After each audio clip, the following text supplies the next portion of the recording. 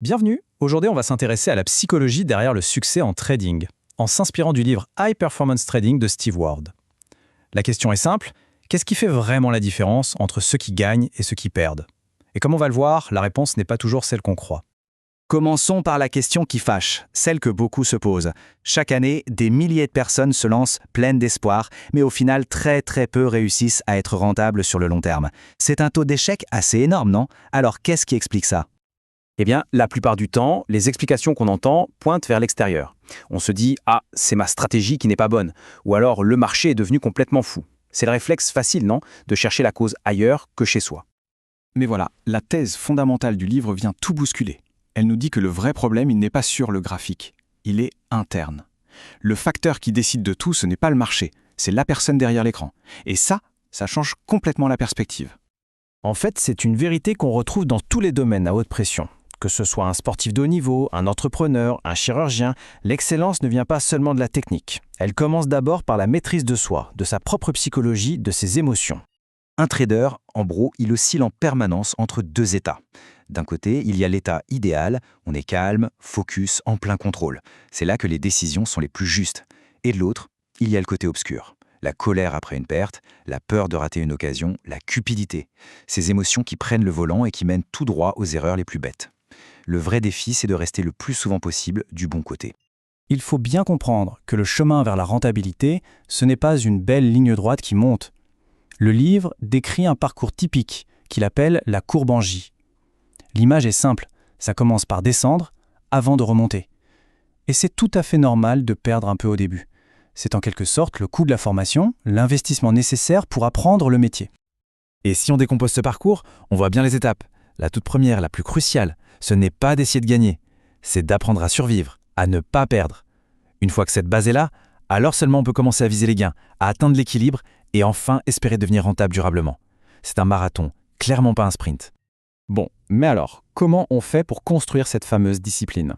Tout commence par la manière de gérer les erreurs. Parce que des erreurs, il y en aura toujours. La différence, c'est que les pros ne se laissent pas anéantir par elles. Ils ont un vrai processus pour les traiter. Une technique très concrète, c'est celle du parking des erreurs. L'image est parlante. On gare son erreur sur le côté pour qu'elle n'encombre plus la route. Il y a 4 étapes. On la reconnaît, sans se juger. On libère l'émotion négative. On visualise la bonne manière de faire la prochaine fois. Et surtout, on se reconcentre sur la suite. C'est un petit système pour éviter qu'une erreur en entraîne une deuxième, puis une troisième. Et ça nous amène à une qualité qui est absolument fondamentale, la résilience. Comme le dit le psychologue Brett Steenbarger, expert du sujet, il n'y a rien de plus important pour tenir sur la durée. C'est cette capacité à encaisser les coups, à gérer le doute et à continuer d'avancer. Sans ça, la première grosse tempête peut vous sortir du jeu. Ce qui est intéressant, c'est que cette résilience n'est pas juste une question de mental. Le livre la voit comme un tabouret à 3 quais. Il y a la résilience financière, avoir assez de capital pour traverser les creux, la résilience physique, bien dormir, bien manger pour ne pas prendre de décisions stupides par fatigue, et enfin la résilience psychologique. Si un des 3 pieds casse, tout s'effondre. Maintenant, parlons d'un danger encore plus sournois, celui qui arrive juste après une série de succès. Cette citation d'un trader de légende, Marty Schwartz, est un sacré avertissement. Le succès, parfois, peut être bien plus dangereux que l'échec. C'est facile à imaginer. On enchaîne les bons coups, on se sent invincible. C'est l'excès de confiance. Et c'est un état ultra dangereux. On commence à prendre plus de risques, à oublier les règles qui nous ont fait gagner, à se dire « je ne peux plus perdre ». C'est souvent à ce moment précis que le risque de tout perdre est le plus élevé. Tout ça nous amène au vrai cœur du sujet.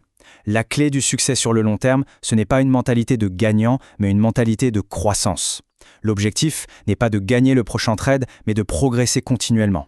C'est ce qui sépare les performances éphémères de la vraie maîtrise. Cette idée repose sur la différence entre 2 états d'esprit. D'un côté, il y a la mentalité fixe, on pense que le talent est inné, qu'on est bon ou mauvais, un échec est donc la preuve qu'on est mauvais. De l'autre, il y a la mentalité de croissance. On pense que les compétences se travaillent et que les défis sont des occasions parfaites pour apprendre et s'améliorer. Et concrètement, ça veut dire quoi? Quelqu'un qui a cette mentalité de croissance va voir chaque trade, même perdant, comme une leçon. Il va se concentrer sur la qualité de son processus, pas juste sur le résultat final.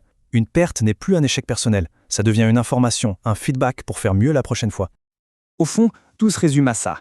La maîtrise du trading, c'est un très long voyage. Ça demande de la patience, de la persévérance, une vision à long terme. Il n'y a tout simplement pas de raccourci pour atteindre l'excellence. Pour conclure, les leçons qu'on peut tirer de tout ça dépassent largement le monde du trading. Dans n'importe quel domaine où les enjeux sont élevés, on finit toujours par réaliser que l'adversaire le plus redoutable n'est pas à l'extérieur. Il est en nous. Le véritable champ de bataille est intérieur.